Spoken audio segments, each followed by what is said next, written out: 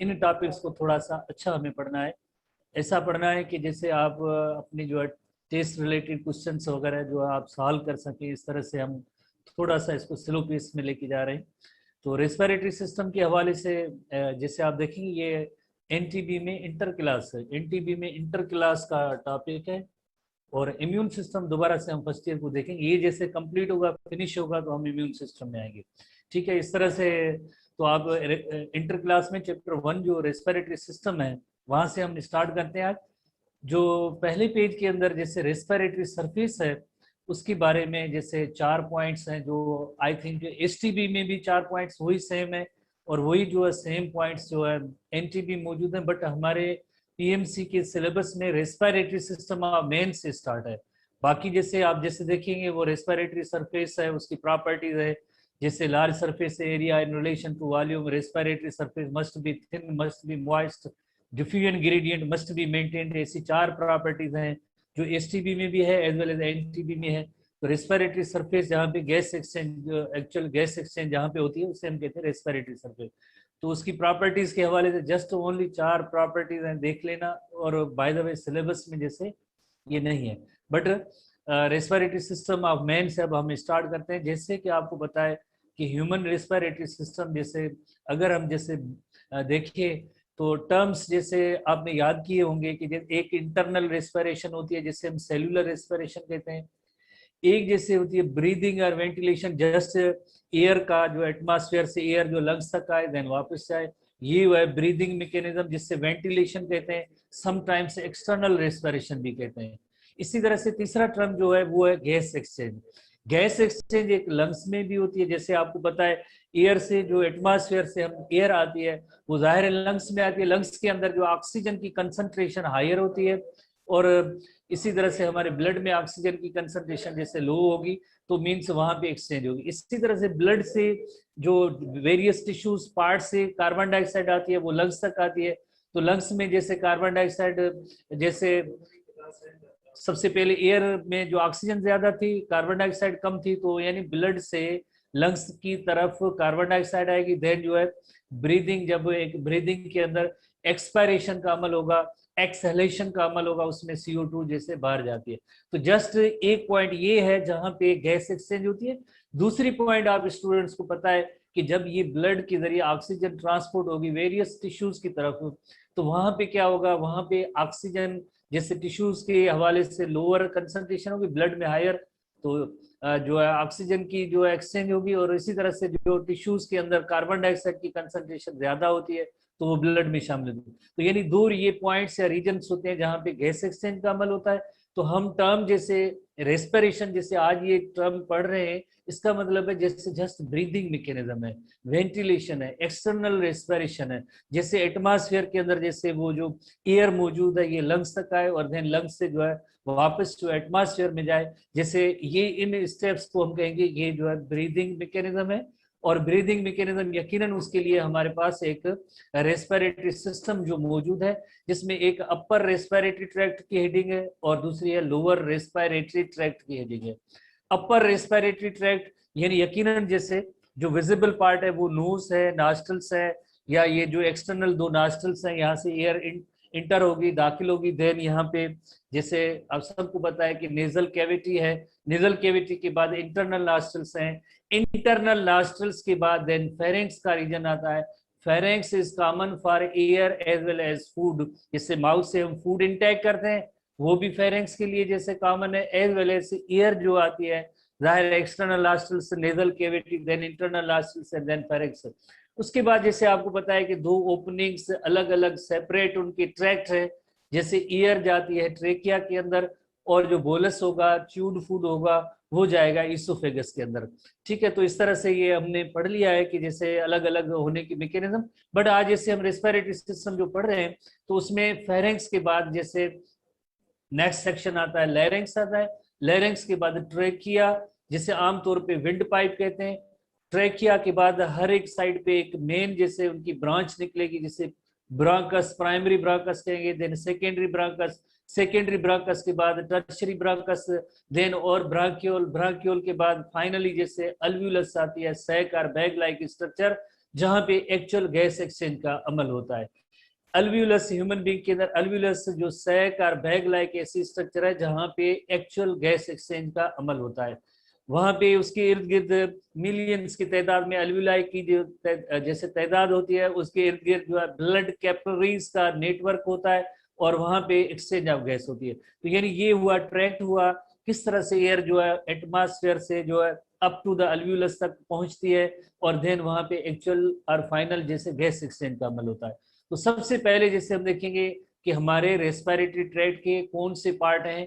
एक जैसे जनरल कहते हैं हम अपर रेस्पिरेटरी ट्रैक्ट, और दूसरा होगा लोअर रेस्पिरेटरी ट्रैक्ट, यानी एयर का जैसे अंदर जाना अल्वियोलस तक और अल्वियोलस से जो है बाहर जाएगी, बस यही जो है रेस्पिरेटरी सिस्टम ऑफ मैन है, जिसमें ब्रीदिंग मैकेनिज्म भी आ जाएगी। तो सबसे पहले हम पार्ट्स देखते हैं कि लाइक रेस्पिरेटरी सिस्टम के कौन से पार्ट्स हैं। जैसे आप जैसे देखें ये नोज है, नोज पार्ट है, देन नेजल कैविटी है, नेजल कैविटी के बाद जैसे ये पार्ट है, जैसे you know very well pharynx है, नेजल कैविटी, यहाँ पे इंटरनल नॉस्ट्रल्स होगी, और देन फेरिंग्स का रीजन होगा।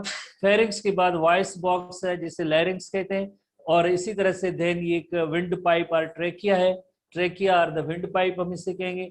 देन उसमें मेन दो बड़ी ब्रांचेस, ब्रोंकाई, सिंगुलर ब्रोंकस होता है, प्लूरल है bronchi, left lung and right lung के अंदर जाता है। देन इसमें मजीद जैसे और थिन ब्रांचेस होती जाएंगी, मेनी ब्रांचेस होती जाएंगी किसकी, ब्रांकाई, जैसे primary bronchus, secondary bronchus, tertiary ब्रांकस, ब्रांक्यूल्स, ब्रांक्यूल्स के बाद फाइनली जो है alveoli.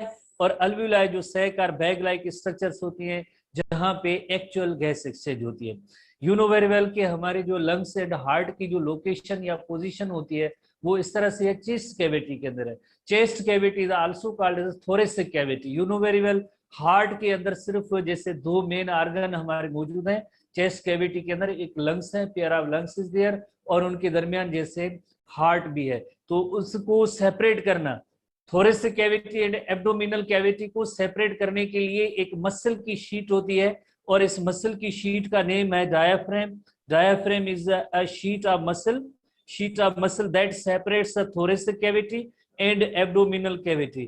Thoracic cavity and abdominal cavity को सेपरेट करने के लिए एक मसल की शीट होती है जिसे हम कहते हैं डायाफ्रेम कहते हैं। Diaphragm is a sheet of muscle that separates thoracic and abdominal cavity. Thoracic cavity के अंदर लंग्स भी मौजूद होते हैं और हार्ट भी मौजूद है।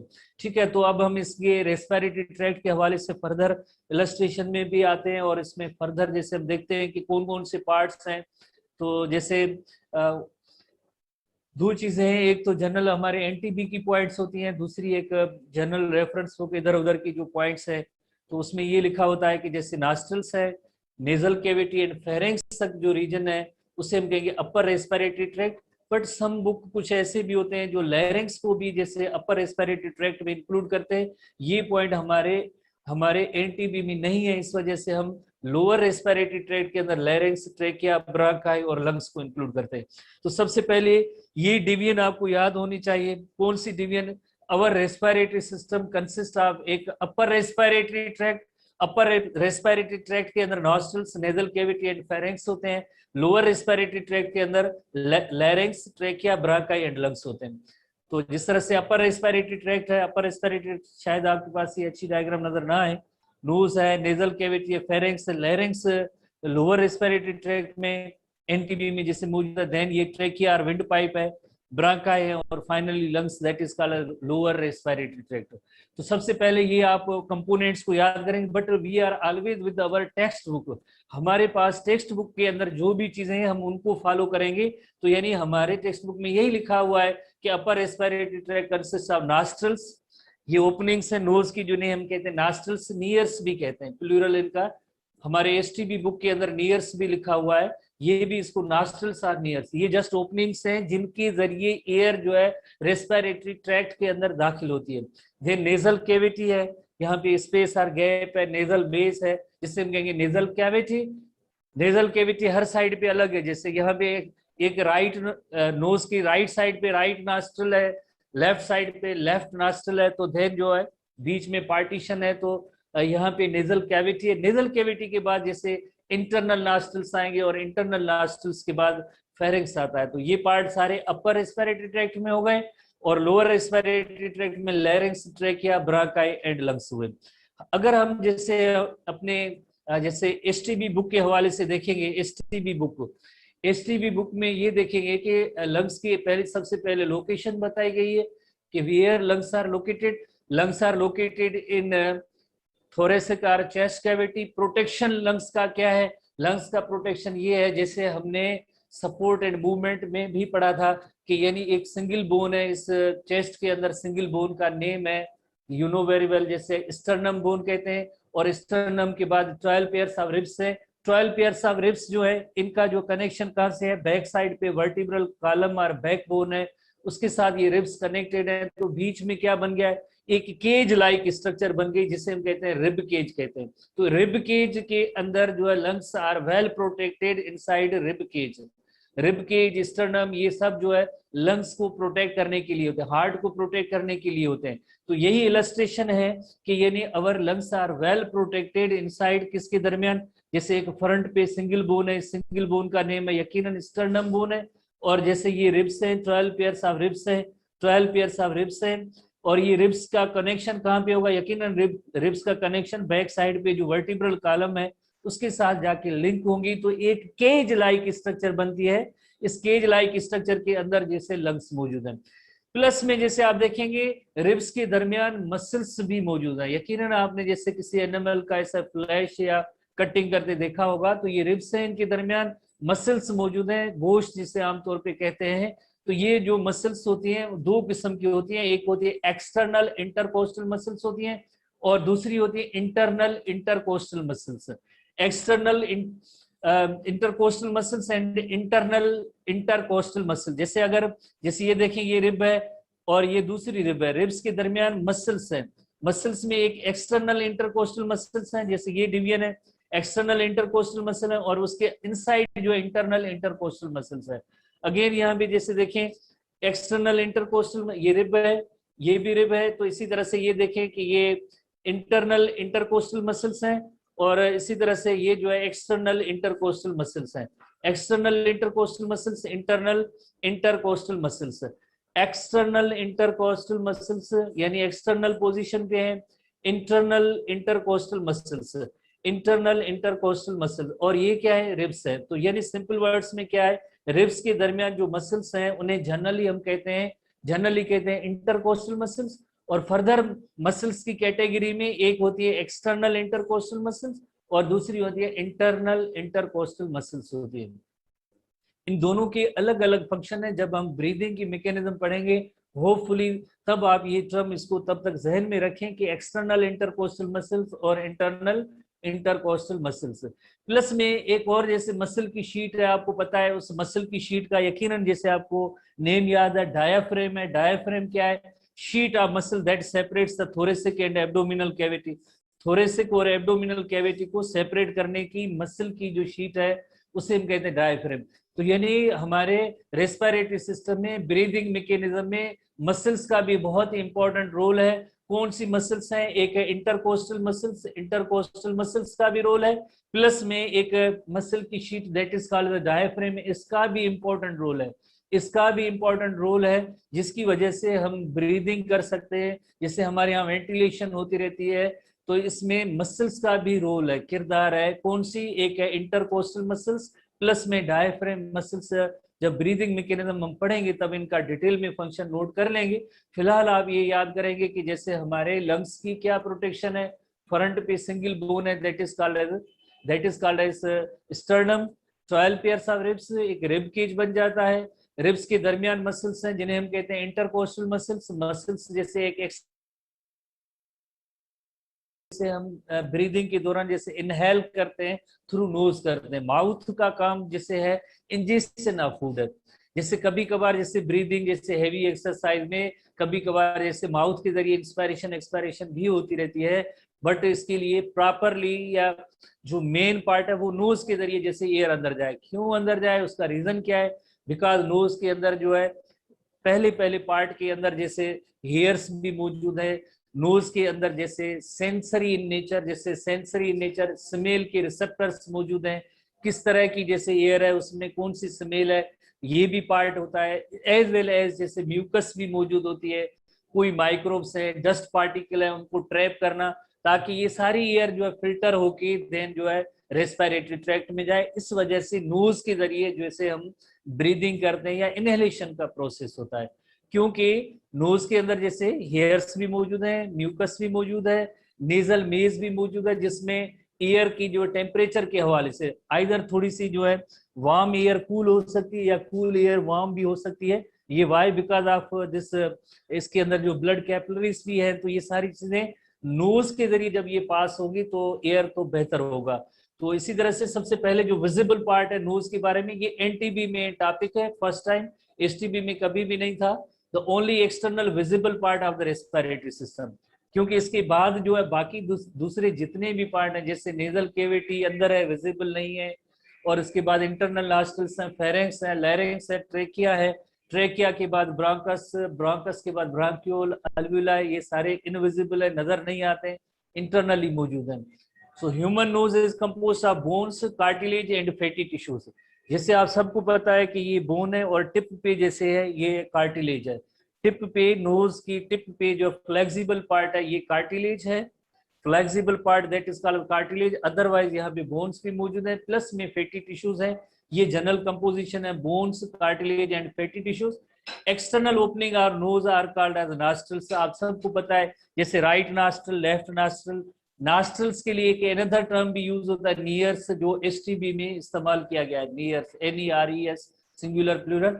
The inner hollow spaces are called the nasal cavities. जैसे आपको पता है कि ये तो जस्ट नोज, इसका ओपनिंग नॉस्ट्रल्स है, बट अंदर जो है इसमें एक स्पेस और गैप मौजूद है जिससे कहते हैं नेजल कैविटी।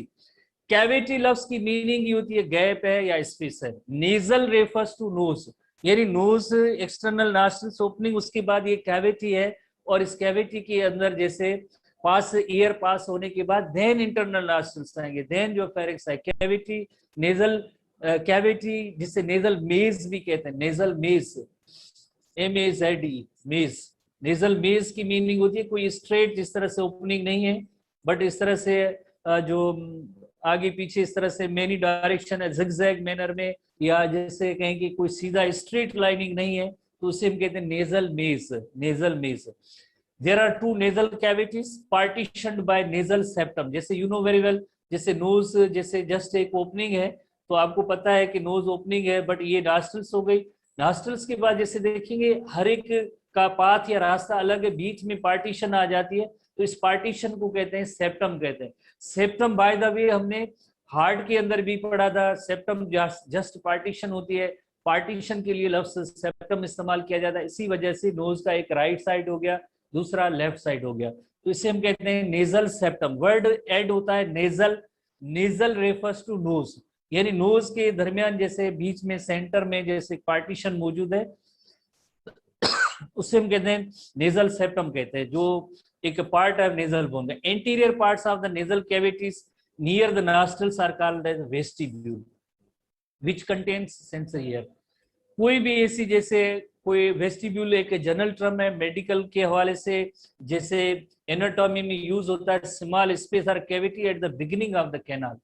कोई भी कैनाल की उसकी बिगिनिंग और स्टार्ट होती है और वहां पे कोई एक स्पेस और गैप है, that is called as vestibule कहते हैं। जैसे ये देखिए हमारा जो नोज है, नॉस्ट्रल्स है, ये इसकी जो है बिगिनिंग है, रेस्पिरेटरी ट्रैक्ट की बिगिनिंग है, तो यहाँ पे जो कैविटी है इस कैविटी के लिए लफ्ज इस्तेमाल किया जाएगा वेस्टिब्यूल। और वेस्टिब्यूल के अंदर आपको पता है कि इसमें हेयर्स मौजूद हैं, हेयर्स का भी एक इम्पोर्टेंट रोल है। जैसे हेयर्स का काम ये भी है कि डस्ट पार्टिकल्स हैं, जर्म्स हैं, तो ये जो है इसमें एयर के साथ जो है अंदर दाखिल ना हो, यहीं पे इसकी जो फिल्ट्रेशन ऑफ एयर हो, उस वजह से सेंसरी हेयर, सॉरी इसमें हेयर्स मौजूद है, प्लस में सेंसरी स्ट्रक्चर स्मेल के लिए रिसेप्टर मौजूद है, बट यहाँ पे हेयर की बात हो रही है। तो वेस्टिब्यूल जो है क्या है, जस्ट एक स्पेस और जैसे किसी भी ट्यूब्यूलर पार्ट है उसकी जो है ट्यूब्यूलर पार्ट, उसकी जो स्टार्ट है उसमें जो स्पेस होता है या कैविटी होती है, बिगिनिंग ऑफ द कैनाल और ट्यूब्यूलर कोई आगे पार्ट जो होता है उसकी बिगिनिंग पे जो पार्ट होता है कैविटी स्पेस, उसे हम कहते हैं वेस्टिब्यूल कहते हैं। तो यहाँ पे कौन सा वर्ड यूज हुआ है कि nasal cavity near the nostrils are called as vestibules which contain sensory air. Vestibule पे हम आते हैं। Both the nostrils and nasal cavities are lined by ciliated mucus membrane, और इस तरह से इनमें सिलिएटेड म्यूकस मेम्ब्रेन भी मौजूद है। तो अगर हम देखें ये नोज के हवाले से, जैसे नोज के हवाले से ये नोज पार्ट है, उसमें जैसे पार्टीशन है, पार्टीशन को हम कहेंगे सेप्टम कहेंगे, और ये जो जैसे गैप और स्पेस जो मौजूद है, तो इसमें ये जो इस पहले पार्ट को हम कहते हैं वेस्टिब्यूल, और यहीं पे वेस्टिब्यूल में ही हेयर्स मौजूद होते हैं। में वेस्टिब्यूल है, नेजल वेस्टिब्यूलर बॉडी और वेस्टिब्यूल है यहाँ पे, और यहाँ पे ही हेयर्स होते हैं, इसी जगह पे ही हेयर्स होते हैं, वेस्टिब्यूल में ही हेयर्स होते हैं। मोर ओवर ये पार्ट भी नोज का, जैसे ये जो सेप्टम हो गया, और ये नॉस्ट्रल्स हैं, ये नॉस्ट्रल है, और नॉस्ट्रल के अंदर जैसे हेयर्स भी मौजूद हैं। तो इस पार्ट को जैसे हम कहते हैं कि ये जो पहला पार्ट है कैविटी वाला, इससे हम कहेंगे वेस्टिब्यूल कहते हैं। और अगर हम यहाँ पे अलग से इलस्ट्रेशन में देखें, ये नॉस्ट्रल है, और नॉस्ट्रल इस पार्ट को वेस्टिब्यूल कहते हैं, और वेस्टिब्यूल के अंदर अगर हम देखेंगे तो यहाँ पे यकीनन जो है हेयर्स भी मौजूद है। देन ये दूसरा पार्ट है, इसे हम कहते हैं नेजल कैविटी कहते हैं, इससे कहते हैं नेजल कैविटी कहते हैं। और नेजल कैविटी के बाद जैसे इंटरनल नॉस्ट्रल्स होती हैं, इंटरनल नॉस्ट्रल्स के बाद फेरेंक्स का रीजन होता है, और फेरेंक्स के बाद इंटरनल नॉस्ट्रल्स के बाद सारी ये फेरेंक्स का रीजन है, और फेरेंक्स के बाद जैसे आपको पता है लैरिंक्स है, और लैरिंक्स के बाद ट्रेकिया आता है। तो बात ये हो रही थी कि लाइक जैसे ये एक्सटर्नल नॉस्ट्रल्स है, एक्सटर्नल नॉस्ट्रल्स का ये पहला पार्ट जैसे होता है उसे वेस्टिब्यूल कहते हैं, और वेस्टिब्यूल के अंदर हेयर्स मौजूद हैं। ये नोज का जो है मिडिल पे पार्टीशन है जिसे हम सेप्टम कहते हैं, और इसी जो है लाइक वेस्टिब्यूल के अंदर क्या होता है, वेस्टिब्यूल के अंदर हेयर्स मौजूद होते हैं, वेस्टिब्यूल के अंदर हेयर्स मौजूद होते हैं, वेस्टिब्यूल के अंदर हेयर मौजूद है। ये पहली बार जैसे टर्म आया है, जैसे इससे पहले एनटीबी से पहले जैसे हमारे टेक्स्ट बुक में एसटीबी में ये टर्म वेस्टिब्यूल नहीं आया था। तो आप यकीनन होपफुली आपने इस वेस्टिब्यूल जनरल टर्म को आपने याद कर लिया होगा डेफिनेशन वाइज। तो अब नेक्स्ट हम आते हैं नोज के हवाले से, जैसे कौन कौन सी फीचर्स हैं नोज के अंदर, जैसे हेयर्स भी मौजूद हैं, म्यूकस मेम्ब्रेन भी मौजूद है, सीलिया मौजूद है। तो ये सारी एक डिफेंस स्ट्रेटेजी है, जैसे हमने पहले ही डिस्कस किया था, हम माउथ के जरिए जैसे एयर अंदर आ सकती है, बाहर आ सकती है, बट नॉर्मली जैसे आपने देखा होगा नोज के जरिए जैसे हम जैसे इनहेलेशन का अमल होता है, या एयर यहाँ से जो है स्टार्ट होती है नॉस्ट्रल से, और देन जो आगे रेस्पिरेटरी ट्रैक्ट में जाती है, तो उसका फायदा या बेनिफिट क्या है, serve as a defence mechanism against harmful pathogen. अगर इसी तरह से एयर जैसे आपने अक्सर देखा होगा छोटे शहरों में इस तरह से डस्ट पार्टिकल्स या ये इस तरह से ज्यादा होते हैं, तेज हवाएं भी लगती हैं, तो इस तरह से जितनी भी एयर होती है तो हम उसको स्टॉप तो नहीं कर सकते हैं, उसके अंदर जितने भी कंटेंट्स होते हैं वो रेस्पिरेटरी ट्रैक्ट में इंटर होने की कोशिश करते हैं। बट हमारे यहाँ क्या है, नेचुरली एक डिफेंस मैकेनिज्म मौजूद है, क्या है कि इसी नोज पार्ट के अंदर जैसे हेयर्स भी मौजूद है, म्यूकस मेम्ब्रेन भी मौजूद है, म्यूकस जो सीक्रेट करती है, एज वेल एज सीलिया मौजूद है। ये सब एक डिफेंस मैकेनिज्म के तौर पे हार्मफुल पैथोजन को स्टॉप करते हैं, रोकते हैं, पर्टिकुलर मैटर जो होता है प्रेजेंट इन एयर उसको भी जैसे फिल्टर करते हैं।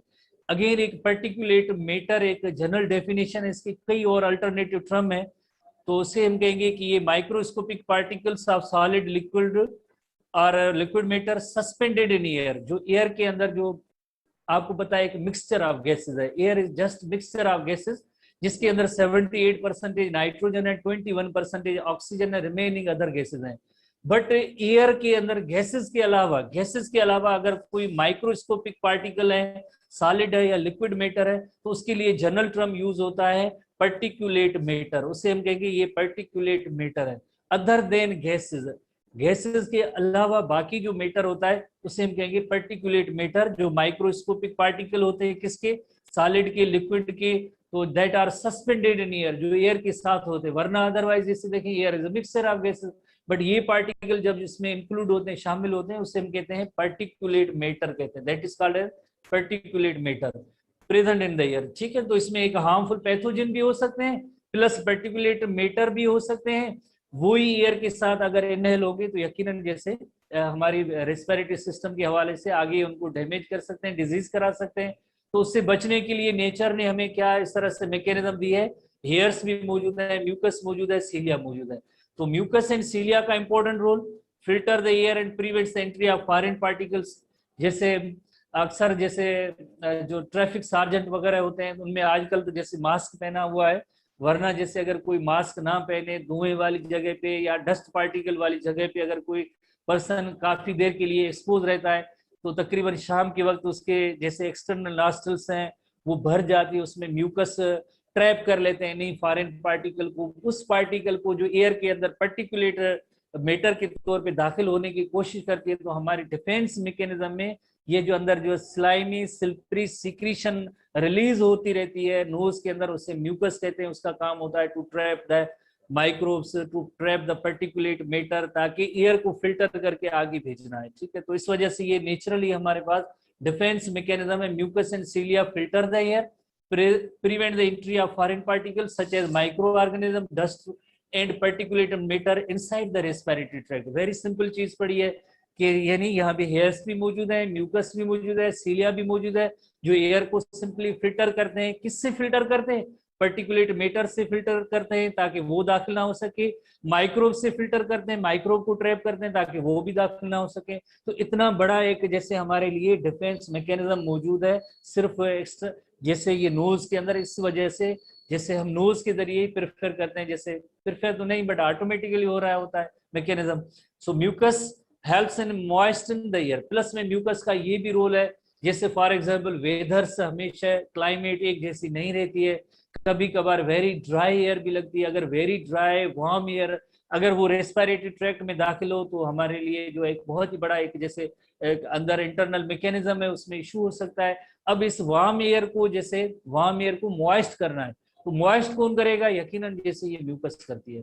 जैसे खास तौर पे डेजर्ट्स के अंदर जैसे मई जून जुलाई के महीनों में जैसे बहुत ही एक वार्म एयर ड्राई एयर होती है, अगर इतनी वार्म एंड ड्राई एयर जैसे हमारे रेस्पिरेटरी ट्रैक्ट में चली जाए तो वार्म एंड ड्राई एयर का एक और इशू होता है। तो इस वजह से उससे बचने के लिए म्यूकस पार्ट जो होता है हेल्प्स इन मॉइस्टनिंग द एयर। इसी तरह से सीलिया जो होते हैं, जैसे आप सबको पता है जैसे फाइलम प्रोटोजोआ के अंदर आप पढ़ते हैं सीलिया जो छोटी छोटी वेरी फिंगर जैसे छोटे प्रोजेक्शंस हैं उन्हें हम कहते हैं सीलिया कहते हैं, सरफेस पे होते हैं। सीलिया की एक्शन की वजह से सीलियरी एक्शन एक वर्ड यूज होता है, जैसे सीलिया बीट होते हैं तो move the trapped substance to the pharynx for the removal.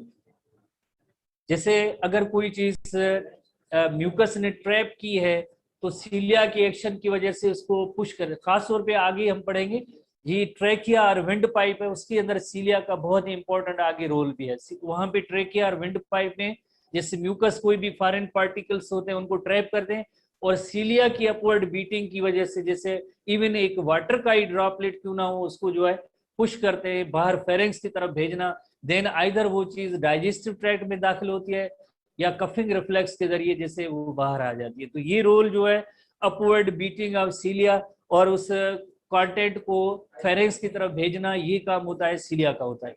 इसी तरह से ब्लड कैपिलरीज भी मौजूद हैं हमारे जैसे नोज के अंदर, अपर रेस्पिरेटरी ट्रैक्ट के हवाले से हम डिस्कस करें तो वहां पे ब्लड कैपिलरीज भी मौजूद है अंडरनीथ द म्यूकस मेम्ब्रेन। और ब्लड कैपिलरीज का काम ये होता है to warm the air to about 30 degree centigrade as compared to atmosphere, as compared to atmosphere. जैसे एटमॉस्फेयर में जैसे कभी कभार जैसे वेरी कूल एयर भी हो सकती है, तो इसको जैसे वार्म करना ये काम किसका होगा? यकीनन ब्लड कैपिलरीज का होगा। कैसे ब्लड कैपिलरीज? जैसे हमारी बॉडी के अंदर जो हीट जो डिस्ट्रीब्यूट होती है, हीट डिस्ट्रीब्यूट होती है थ्रू ब्लड होती है, जैसे हीट की जो डिस्ट्रीब्यूशन होती है ब्लड के जरिए होती है। तो ब्लड कैपिलरीज का काम क्या होगा? यकीनन यहाँ से जो अगर वेरी कूल एयर जैसे आ रही है, ब्रीज आ रही है, अगर इतनी वेरी कूल जैसे ब्रीज है अगर रेस्पिरेटरी ट्रैक्ट में दाखिल होगी यकीनन तो उसकी वजह से क्या होगा? तो ये भी बेहतर नहीं होता है प्रॉपरली। तो इस वजह से यानी उसको वार्म करने के लिए क्या होगा? तो ये ब्लड कैपिलरीज जो होती हैं, ब्लड कैपिलरीज क्या करेंगी? इस एयर को जैसे यकीनन गर्म करेंगे, कितनी हद तक वार्म करेंगे? 30 डिग्री सेंटीग्रेड तक। 30 डिग्री सेंटीग्रेड तक जो है ये काम होगा ब्लड कैपिलरीज का। तो इसी तरह से ये सारी चीजें रेस्पिरेटरी ट्रैक्ट के इस पार्ट के अंदर मौजूद हैं। कौन सी चीजें? जैसे म्यूकस एंड सीलिया मौजूद हैं, और म्यूकस मेम्ब्रेन का काम सीलिया का अलग अलग भी जैसे हमने डिफाइन किया, प्लस में ब्लड कैपिलरीज है। तो ये सारे बेनिफिट होते हैं, फायदे होते हैं, एडवांटेज होते हैं, ताकि रेस्पिरेटरी ट्रैक्ट के जरिए जैसे एयर आए तो इस तरह से फायदे हैं। ठीक है, उसके बाद जैसे नेक्स्ट हम आते हैं जैसे ये सीलियर एक्शन जो सीलिया है उसके बारे में, बट जैसे हमारा जो है इतना बड़ा काम यहाँ पे नहीं है। जैसे म्यूकस सेल्स होते हैं, म्यूकस सेल यकीनन क्या करेंगे? दे सीक्रेट द म्यूकस। ये म्यूकस सेल है, तो ये म्यूकस सीक्रेट करते हैं जो थ्रू आउट द डे, जैसे नाक में जैसे थोड़ा थोड़ा सा पानी जैसे आमतौर पे कहते हैं, बट वो पानी नहीं होता है, थोड़ा सा स्टिकी मटेरियल होता है, तो वो म्यूकस ही होती है, रिलीज होती रहती है। इसी तरह से आप देखिए सीलिया सेल्स हैं जो जो यकीनन जैसे ये सीलिया प्रोड्यूस करते हैं, सीलिया। तो ऐसे ये सारी चीजें जो है ना हमारे जो नेजल, ये नोज है उसके नेजल कैविटी और आगे रेस्पिरेटरी ट्रैक्ट है, उसमें इस तरह की अरेंजमेंट है। जैसे हम जनरली कहते हैं ना हमारे structure is related to the function, तो अभी यहाँ भी फंक्शन क्या है, एयर को जैसे फिल्टर करना है, तो इस हवाले से सीलिया भी मौजूद है, इस हवाले से जो है ये म्यूकस भी मौजूद है, म्यूकस भी मौजूद है, सीलिया भी मौजूद है, इसकी वजह से ताकि जो है एयर फिल्टर हो सके। ठीक है, तो उसके बाद नेक्स्ट हम एनटीबी के हवाले से देखेंगे, फेरेंक्स पार्ट तक आते हैं। जैसे आपको पता है कि pharynx is common for air as well as food, जैसे हम फूड को च्यू करते हैं, बोलस बनता है, वो भी फेरेंक्स पार्ट में आता है। इसी तरह से external nostrils, then nasal cavity, nasal cavity के बाद इंटरनल नॉस्ट्रल्स, इंटरनल नॉस्ट्रल्स के बाद फेरेंक्स रीजन आता है। Pharynx is common for air as well as food, और उसके बाद आगे क्या होगा, फूड जो होगा वो इसोफेगस में जाएगा, और एयर कहाँ जाएगी, एयर यकीनन जो है ट्रेकिया और विंड पाइप उसमें जाएगी, और इसकी ओपनिंग होती है, जैसे आपको पता है लैरिंग्स के दरमियान जैसे ओपनिंग है उसे हम कहते हैं गिलाटिस कहते हैं। गिलाटिस के ऊपर एक कार्टिलेज का फ्लैप होता है जिसे पी गिलाटिस कहते हैं, वरना हर वक्त पी गिलाटिस एलिवेटेड पोजीशन में होता है। एलिवेटेड की मीनिंग होती है जैसे रेस कंडीशन में होता है ताकि हमारी ब्रीदिंग कंटिन्यू हो।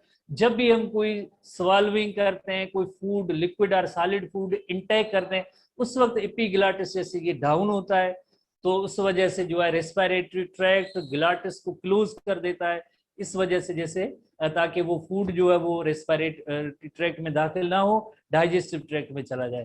तो pharynx is a very important part है बिकॉज इसमें air as well as food आता है। Pharynx is cone shape passageway leading from the oral and nasal cavities to the oesophagus and larynx.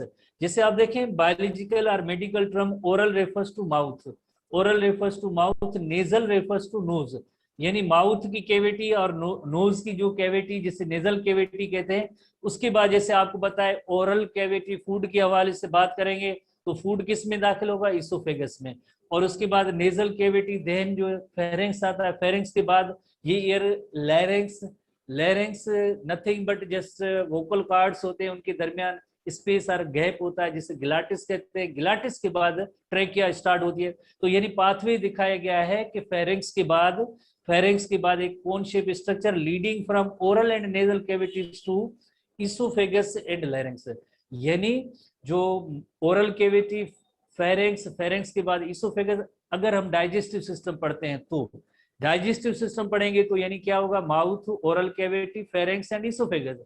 अगर हम respiratory tract पढ़ रहे हैं तो क्या होगा, यकीनन external nostrils, nasal cavity, internal nostrils, pharynx, pharynx के बाद लैरिंक्स, लैरिंक्स के बाद ट्रेकिया आएगा। तो वही पाथवे बताया गया, nothing but pharynx is a part of digestive system and respiratory system. जैसे हम बात कर रहे हैं कि it is common for respiration, respiratory system और डाइजेस्टिव सिस्टम, क्योंकि एयर एंड फूड इस जगह पे कॉमन दोनों जगहों में। और इसके 3 सेक्शन है, एक है nasopharynx, oropharynx and laryngopharynx. Biological sciences, medical sciences के अंदर ऐसे कंपाउंड वर्ड होते हैं, इनको याद करने का बहुत ही आसान तरीका है। Nasopharynx, naso refers to nose, nasal cavity, nose. Oropharynx, oro refers to oral यानी माउथ वाला रीजन है, mouth cavity. Laryngo, laryngo refers to larynx. तो अब ये 3 जो सेक्शन कहाँ पे होते हैं, बहुत ही आसान सी चीज है। जैसे आप देखें ये एक इलस्ट्रेशन है जिसमें आप जैसे देखें ये पार्ट है, जैसे माउथ है, टीथ है, माउथ है, तो माउथ है, ये सॉफ्ट पैलेट मौजूद है, सॉफ्ट पैलेट, यकीनन इस जगह पे इंटरनल नॉस्ट्रल्स होती हैं, तो ये माउथ, सॉफ्ट पैलेट, तो माउथ के जरिए जैसे फूड आता है, तो ये पार्ट होता है जिसे हम कहेंगे फेरिंक्स कहते हैं। तो फेरिंक्स कहते हैं, उसके जो 3 सेक्शन, जैसे पहला सेक्शन है nasopharynx, naso refers to knows. तो आप यकीनन देख रहे हैं कि ये जो छोटे छोटे हेयर लाइक स्ट्रक्चर है, ये जो एक्सटर्नल नॉस्ट्रल्स है, और ये नेजल कैविटी है, नेजल कैविटी के बाद ये इंटरनल नॉस्ट्रल्स, उसके बाद ये जो सेक्शन है इसे कहेंगे नेजोफेरिंक्स। नेजो रेफर्स टू नेजल और नोज, नेजल कैविटी, नोज उसका पार्ट। ओरोफेरिंक्स, जैसे ओरो रेफर्स टू माउथ, यानी माउथ सेक्शन है, उसमें फूड च्यू करेंगे तो ये भी यहाँ से पास होगा तो फेरेक्स रीजन में, तो इस सेक्शन को कहेंगे ओरोफेरेक्स। ओरो रेफर्स टू माउथ। इसी तरह से तीसरा सेक्शन होगा फेरेंक्स का लैरिंगोफेरेंक्स। Laryngo refers to लैरिंग्स। यकीनन जैसे आपको पता है कि नेक्स्ट जो सेक्शन होगा वो रेस्पिरेटरी ट्रैक्ट के हवाले से लैरिंग्स होगा। तो ये ब्लू कलर का जो मार्किंग है या शेड है, निशान है, ये लैरिंगोफेरेंक्स है, ये नेजोफेरेंक्स है, ये ओरोफेरेंक्स है। तो फेरेंक्स ओवरऑल ये सेक्शन सारा जो सेक्शन जो है फेरेंक्स का रीजन है, जिसमें नेजोफेरेंक्स, ओरोफेरेंक्स एंड लैरिंगोफेरेंक्स है। कोई डिटेल फर्दर नहीं है, 3 सेक्शन याद करने। कोई लोकेशन भी आपको याद नहीं करनी है, जस्ट क्रैमिंग करनी है, मेमोराइजेशन करना है कि लाइक लैरिंग्स की जो है 3 सेक्शन है, जिसमें नंबर 1 जैसे नेजोफेरेंक्स, नंबर 2 ओरोफेरेंक्स, नंबर 3 जो है laryngopharynx. Number 3 is the laryngopharynx. तो ये 3 पार्ट सेक्शन याद कर लिए हैं आपने, जस्ट नेम याद करने। उसके बाद नेक्स्ट सेक्शन में आते हैं हम लैरिंग्स पार्ट पे। जैसे आपको पता है लैरिंग्स को आमतौर पे वॉइस बॉक्स कहते हैं। वॉइस बॉक्स नथिंग बट जैसे लैरिंग्स के अंदर क्या होता है, जैसे यू नो वेरी वेल कि जैसे एपिग्लॉटिस की मैकेनिज्म आपने जैसे पढ़ी होगी, जैसे एपिग्लॉटिस डाउनवर्ड होता है, पुश हो जाता है, फ्लैट हो जाता है, किसके ऊपर, गिलाटिस के ऊपर। गिलाटिस क्या है, गिलाटिस इज नथिंग बट एक ओपनिंग है, जस्ट एक ओपनिंग है। इस ओपनिंग को हम कहेंगे ये गिलाटिस कहते हैं। Opening is called the glottis. ये ओपनिंग कैसे बनता है, ये वोकल कार्ड्स होती हैं, 2 वोकल कार्ड्स हैं, फोल्ड्स हैं, इनकी दरमियान जो ओपनिंग होता है, इस ओपनिंग को हम कहेंगे ये गिलाटिस है। इस ओपनिंग के बाद जैसे ट्रेकिया और विंड पाइप स्टार्ट होता है, इस ओपनिंग के बाद ट्रेकिया और विंड पाइप स्टार्ट होता है, और इस जस्ट ओपनिंग को हम कहेंगे गिलाटिस कहेंगे। ये ओपनिंग कैसे बनता है, 2 वोकल कार्ड्स हैं, लैरिंग्स part nothing but 2 vocal cords है, उनके दरमियान स्पेस और गैप है, इसे हम कहते हैं, इस स्पेस और गैप को कहेंगे गिलाटिस कहेंगे। और गिलाटिस लीड्स इनटू ट्रेकिया, गिलाटिस के बाद ट्रेकिया आता है। ये पार्ट है, जैसे इस पार्ट को हम जैसे लैरिंग्स कह रहे हैं, larynx that is commonly called as voice box, nothing but उसके अंदर 2 वोकल कार्ड्स होती हैं, 2 वोकल कार्ड्स होती हैं। उन वोकल कार्ड्स के दरमियान जो गैप बना है इसे हम कहेंगे गिलाटिस कहेंगे। And glottis leads into trachea, glottis leads into trachea. तो गिलाटिस आगे कहा जाएगा, यकीनन जो है उसका विंड पाइप और ट्रेकिया का रिलेशनशिप है। तो larynx is enlargement in the airways at the top of the trachea and below the pharynx. जैसे लोकेशन है, लोकेशन बताइए इनलार्जमेंट ऑफ द एयरवेज। जैसे आपको पता है लैरिंग्स इनलार्जमेंट ऑफ, जैसे ये पार्ट आपने देखा ना कि ये ट्रेकिया के टॉप पे जो पार्ट है थोड़ा सा वाइड है, इनलार्ज है, तो इस वाइड पार्ट को, इनलार्ज पार्ट को कहते हैं लैरिंग्स कहते हैं। लैरिंग्स commonly called voice box. Voice box nothing but उसके अंदर 2 वोकल कार्ड्स होती है, इनके दरमियान स्पेस या गैप होता है, उसे कहेंगे गिलाटिस कहते हैं। ये गिलाटिस हो गया और ये हो गई वोकल कार्ड्स हो गए, 2 वोकल कार्ड्स, उनके दरमियान स्पेस और गैप है, दैट इज कॉल्ड गिलाटिस। इस वजह से ये हम कहते हैं रेस्पिरेटरी ट्रैक्ट का जो ओपनिंग है, सुराख है, उसे हम कहते हैं गिलाटिस कहते हैं। गिलाटिस लीड्स इनटू ट्रेकिया और ये 2 वोकल कार्ड्स होती है। लैरिंग्स थोड़ा समवॉट इनलार्ज पार्ट है, enlargement of the airways in the top of the trachea and below the pharynx. Larynx is composed of muscles and cartilage. One of the cartilage is the epiglottis. जैसे आपको पता है कि epiglottis की mechanism हमने पढ़ी है कि किस तरह से जब ये डाउन होता है तो गिलाटिस ओपनिंग जो रेस्पिरेटरी ट्रैक्ट का उसको क्लोज कर देता है। This structure usually stands upright, हमेशा एलिवेटेड पोजीशन में होता है एपिग्लॉटिस, या अपराइट पोजीशन होता है।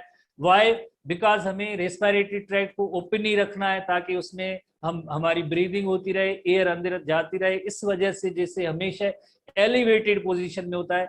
सवाई जैसे सवाल्विंग मैकेनिज्म होती है तो उसमें ये डाउन होता है, अदरवाइज एलिवेटेड पोजीशन में होता है। So upright allows air to enter into the larynx, इस वजह से अपराइट होता है ताकि इसमें जो से एयर दाखिल होती रहे। During swallowing however larynx is raised, larynx raise होती है, एपिग्लॉटिस नहीं, लैरिंग्स थोड़ी सी रेज होती है और एपिग्लॉटिस डाउन होता है। लैरिंग्स is raised and epiglottis is pressed downward. लैरिंग्स is raised and epiglottis is pressed, epiglottis जब प्रेस होगा लैरिंग्स रेज हो जाएगी, एपिग्लॉटिस प्रेस हो जाएगा। तो रिजल्ट क्या होगी, यकीनन जैसे रेस्पिरेटरी ट्रैक्ट की ओपनिंग जैसे क्लोज हो जाएगी, डाइजेस्टिव ट्यूब खुल जाएगा और फूड जो है इसोफेगस में जाएगा। As a result epiglottis partially covers the opening of the larynx and helps to prevent the food and liquids from entering the air passageway. तो एपिग्लाटिस ग्लाटिस के ऊपर आया तो इसका मतलब ही ये हुआ अदर वर्ड्स में कि जैसे फूड या लिक्विड है कोई रेस्पिरेटरी ट्रैक्ट में ना जाए, वो जो डाइजेस्टिव ट्रैक्ट का पार्ट इसोफेगस ओपन हो जाए और फूड चला जाए इसोफेगस के अंदर। रेस्पिरेटरी ट्यूब में अदर देन एयर अगर कोई भी चीज आती है, चाहे एक छोटा सा वाटर का ड्रॉप ही क्यों ना हो, तो कफिंग रिफ्लेक्स के जरिए वो वाटर का ड्रॉप भी है वो भी कफिंग रिफ्लेक्स के जरिए आइदर फेरिंक्स पार्ट में जाएगा और देन जो है फेरिंक्स के बाद जैसे इसोफेगस में चला जाएगा, या कफिंग के जरिए जो माउथ के जरिए वो चीज बाहर आ जाती है। कभी कभार जैसे हमें खाते वक्त अगर ऐसी चीज होती है, खाते वक्त अचानक कोई खाने का छोटा सा पीस या पानी का कोई ड्रॉपलेट भी आता है तो एक कफिंग होती है।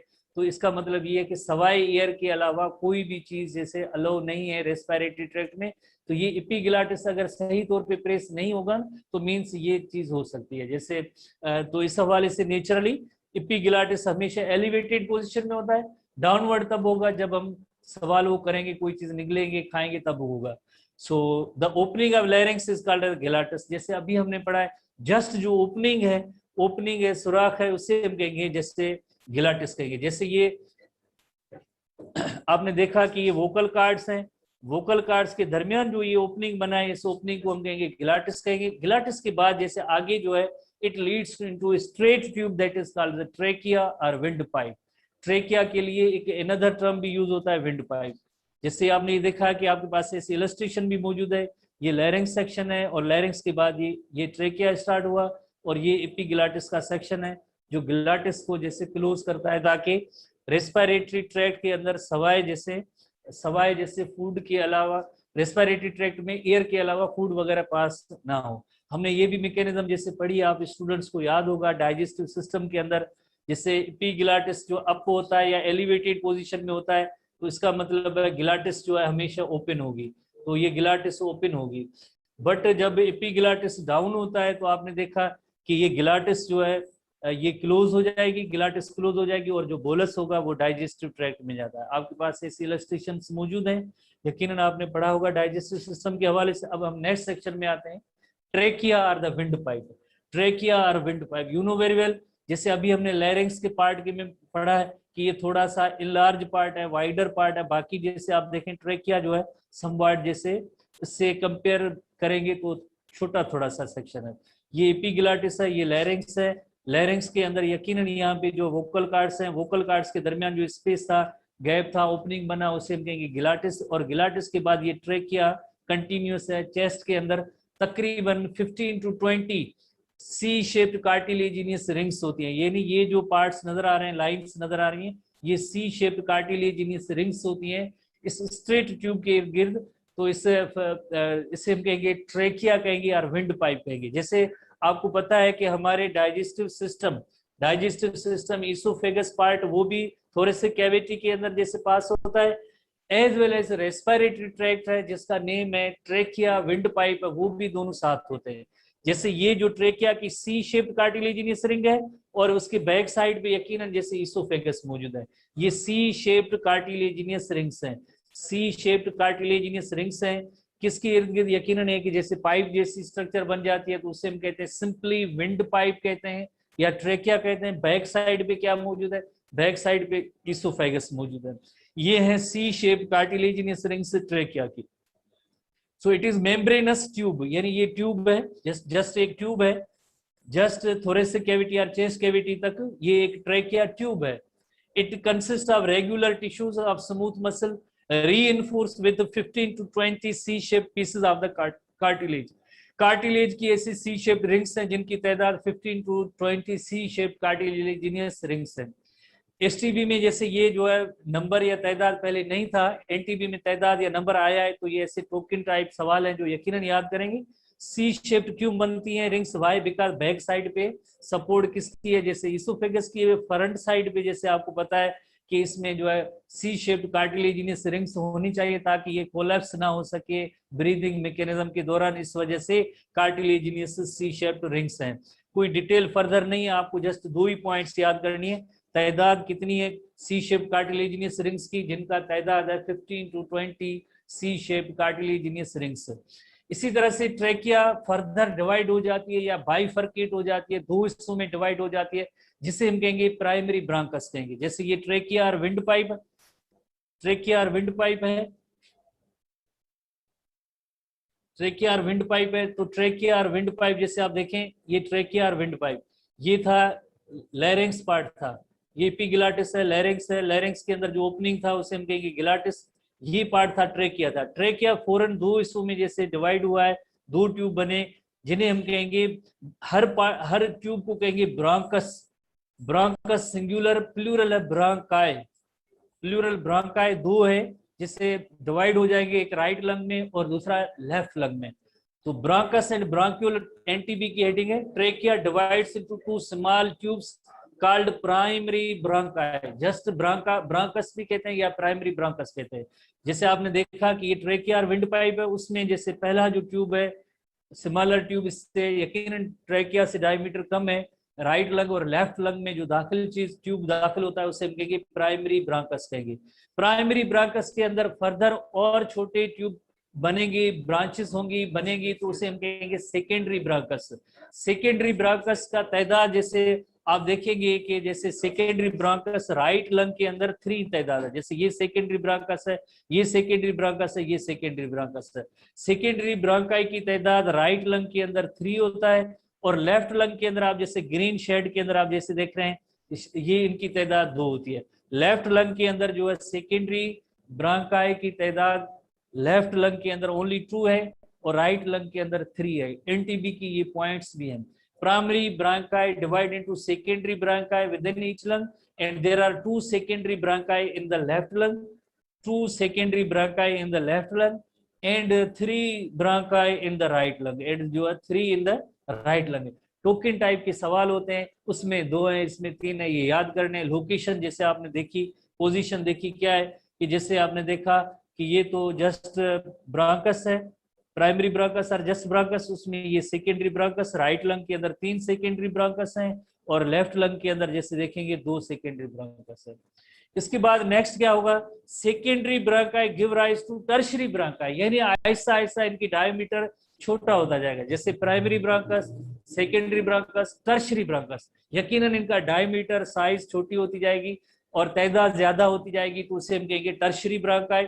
Bronchi continue to branch giving rise to bronchiole, जिसे आप सीरीज याद करेंगे, जैसे पहली सीरीज के अंदर आपने जैसे ट्रेकिया और विंड पाइप देखा, ट्रेकिया, ट्रेकिया के बाद जैसे आपने ब्रांकस देखा, राइट लंग में, लेफ्ट लंग में ब्रांकस क्या है, ब्रांकस में जैसे जिसे प्राइमरी ब्रांकस भी कहते हैं। उसके बाद सेकेंडरी ब्रांकाई, सेकेंडरी ब्रांकाई, और सेकेंडरी ब्रांकाई के बाद टर्शरी ब्रांकाई, टर्शरी ब्रांकाई, यानी डायमीटर भी छोटा होता जाएगा और तादाद ज्यादा होती जाएगी। टर्शरी ब्रांकाई के बाद फाइनली जैसे ब्रांक्यूल है, आगे जो ब्रांक्यूल है, ब्रांक्यूल के बाद फर्दर और भी टर्म्स हैं जो आई थिंक हम कल ही पढ़ेंगे, अब आज के दिन के हवाले से टाइम थोड़ा कम है। तो trachea, primary bronchus, secondary bronchus, tertiary bronchus और ब्रांकाई, और फाइनली जैसे ब्रांक्यूल्स है। ठीक है, tertiary bronchi continue to branch finally giving rise bronchioles which are less than 1 mm in diameter. तो जैसे देखें यहाँ का डायमीटर ज्यादा था, ऐसा ऐसा जब इनकी ब्रांचेस बनती गई, ब्रांचेस बन गई, तो ये इनका डायमीटर भी कम हुआ और तादाद ज्यादा होती गई। इस तरह से जो है टर्शरी जैसे ब्रांकाई, उसके बाद ब्रांक्यूल, और इस तरह से ये सारी डिवीजन होती है। तो होपफुली आपने इसको समझ लिया होगा कि जैसे ये जो है ट्रैकिया है, ट्रैकिया के बाद ये ब्रांकस और प्राइमरी ब्रांकस, उसके बाद ये सेकेंडरी, सेकेंडरी में टर्शरी, टर्शरी में फर्दर ब्रांक्यूल, ब्रांक्यूल की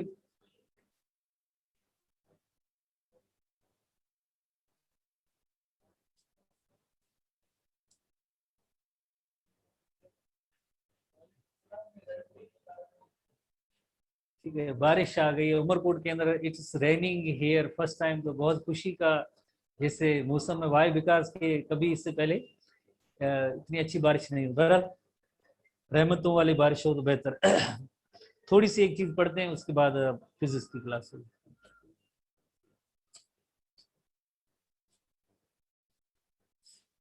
तो बहरहाल ये सी शेप कार्टिलेजिनस रिंग है, ये सी शेप कार्टिलेजिनस रिंग है, और ये इसोफेगस, इसके बैक साइड पे ये इसोफेगस की इलस्ट्रेशन दिखाई गई है, ये सी शेप कार्टिलेजिनस रिंग है। बट यहाँ पे जैसे देखिए ये कार्टिलेज नहीं है, ये ओनली सी शेप कार्टिलेजिनस रिंग है। ठीक है, ये कार्टिलेजिनस रिंग की आपको लोकेशन देखनी थी।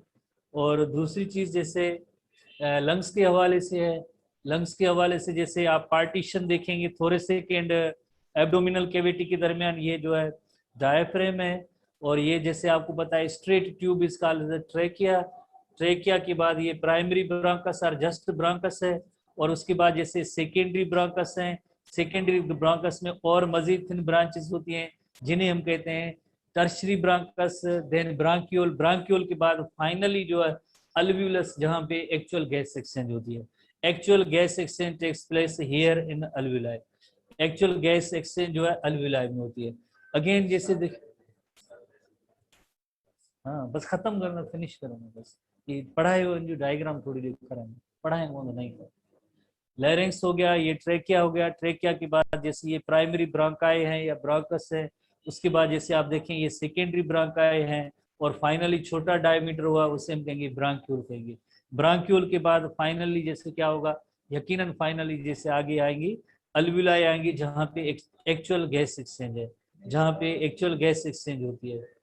तो अगेन जैसे इलस्ट्रेशन है, ये फाइनली जैसे अल्व्यूलस है, ये सैक और बैग लाइक स्ट्रक्चर्स है जिन्हें हम कहेंगे अल्व्यूलस कहेंगे, जहाँ भी एक्सचेंज गैस एक्सचेंज होती है। हर एक अल्व्यूलस के इर्द गिर्द rich supply of the blood capillaries उनका नेटवर्क होता है, और इस जगह पे एक्चुअल गैस एक्सचेंज होती है। यहाँ का इस स्ट्रक्चर का जैसे आप देखें, आपको याद होगा कि हमने शुरू में ही पढ़ा था कि respiratory surface must be moist, must be thin, thin और मॉइस्ट होगी तो इन दोनों कंडीशन, और डिफ्यूजन ग्रेडियंट पहले से ही मेंटेन होता है, higher to lower concentration maintain होगी तो ही गैस एक्सचेंज होगी। और large surface area in relation to volume, ये सारी चीजें इस जगह पे, यानी ये जो अल्व्यूलस होते हैं जहाँ पे गैस एक्सचेंज होती है, तो ये रेस्पिरेटरी सरफेस है जहाँ पे एक्चुअल गैस एक्सचेंज का अमल होता है। तो बाकी हम जैसे कल पढ़ेंगे, अब सर मुमताज साहब की मर्जी है कि फिजिक्स